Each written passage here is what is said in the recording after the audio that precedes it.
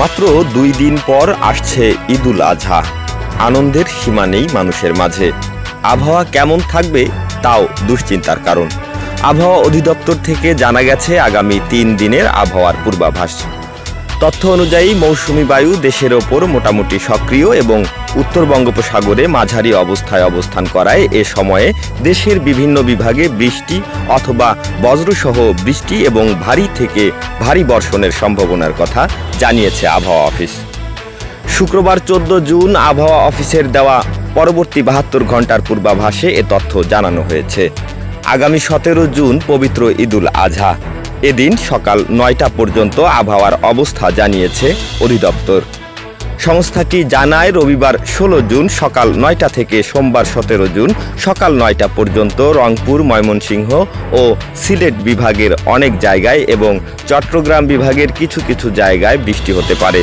এছাড়াও রাজশাহী, ঢাকা, খুলনা, বরিশাল ও চট্টগ্রাম বিভাগের 2-1 জায়গায় অস্থায়ীভাবে দমকা হাওয়া সহ হালকা থেকে মাঝারি ধরনের বৃষ্টি অথবা বজ্রসহ বৃষ্টি হতে পারে।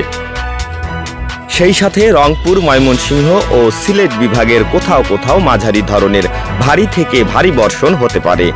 সারা দেশে দিন এবং রাতের তাপমাত্রা সামান্য বৃদ্ধি পেতে পারে। জলীয় বাষ্পের আধিক্যের কারণে অস্বস্তি ভাব বিরাজমান থাকতে পারে।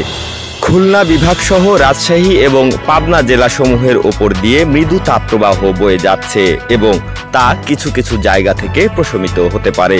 সারা দেশে দিনের তাপমাত্রা সামান্য হ্রাস পেতে পারে এবং রাতের তাপমাত্রা প্রায় অপরিবর্তিত থাকতে পারে। জলীয় বাষ্পের আধিক্যের কারণে অস্বস্তি ভাব বিরাজ করতে পারে। রবিবার 16 জুন সকাল 9টা পর্যন্ত রংপুর, ময়মনসিংহ ও সিলেট বিভাগের অনেক জায়গায়, রাজশাহী এবং চট্টগ্রাম বিভাগের কিছু কিছু জায়গায় এবং ঢাকা, খুলনা ও বরিশাল বিভাগের 2-1 জায়গায় অস্থায়ীভাবে দমকা হাওয়া সহ হালকা থেকে মাঝারি ধরনের বৃষ্টি অথবা বজ্রসহ বৃষ্টি হতে পারে। সেই সাথে রংপুর, ময়মনসিংহ ও সিলেট বিভাগের কোথাও কোথাও মাঝারি ধরনের ভারী থেকে ভারী বর্ষণ হতে পারে। তাপমাত্রা আগের দিনের অনুরূপ থাকতে পারে। আগামী 17 জুন থেকে বর্ধিত 5 দিনের আবহাওয়ার অবস্থায় বলা হয়েছে বৃষ্টিপাতের প্রবণতা বৃদ্ধি পেতে পারে। Mamunur Rashid Mithu, online desk.